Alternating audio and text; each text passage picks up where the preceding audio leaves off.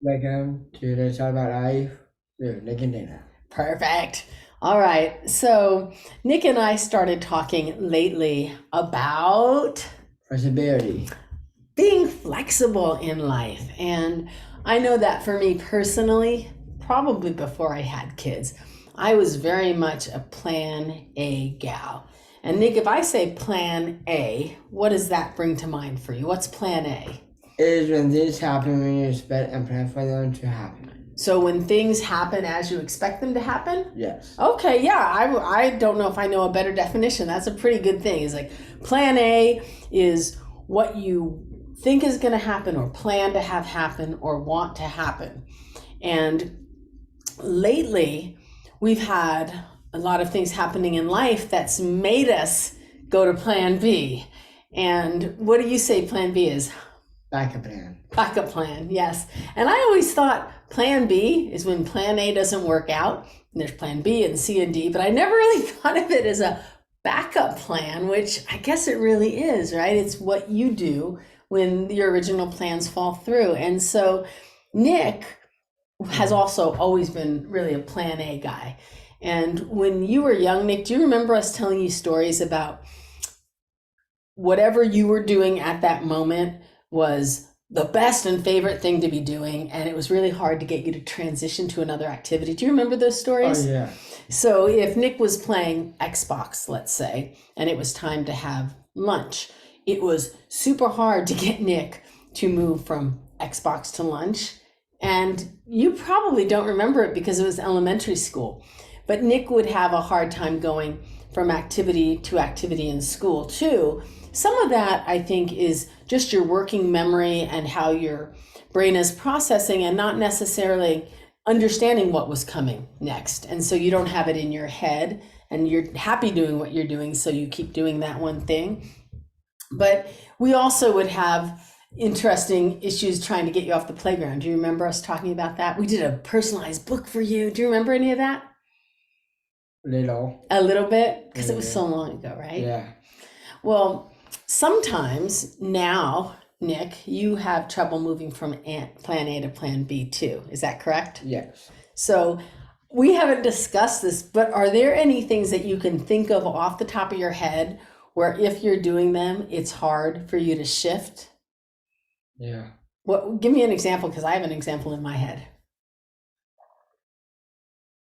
Like Xbox. Right? If you're playing a game and it's time to eat or do something else, it still maybe takes you a while to wrap that up. Yeah.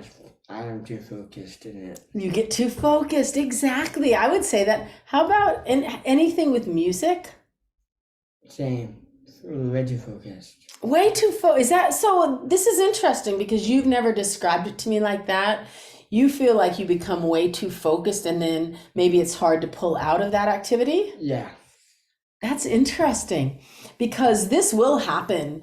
It'll be dinner time and Nick will be in the middle of doing some music or just a recreational activity. And it really is hard to kind of pull you out to that next thing, even as an adult, right? Yeah. So we have been talking about flexibility. And then in the last week, we've had some just great examples of being flexible. And it's been on Nick. And we started talking about it again because I was planning on doing one thing and Oliver really wanted me to take him on a walk. And Nick, I don't know what you were doing at the time. You might have been on Xbox. And I said, "Hey, Nick, do you want to take Oliver on a walk?" And you stopped a minute and you said, "Oh, okay." And we ended up having a great time at the park. For whatever reason, it was one of those times where our conversation was good Yeah. and Oliver was being entertaining. And we thought, we're so glad that we went from plan A, which was probably me working and him doing Xbox, to plan B, which was taking the dog out. So, Nick, do you have an example of when you've been flexible with your work schedule? Do you want to tell everybody what your typical morning is like before you go to work? Yeah. Music first. Music first. And and then shower. But secretly breakfast first. And then but actually shower and then have breakfast. And then get ready. And is get ready quick, or is it something that takes some time? Quick. I just have to. So it's quick and it takes you some time? Yes. Okay. Yes, and recently, someone who shall not be named might have made a time error on when your job coach was showing up. Yeah.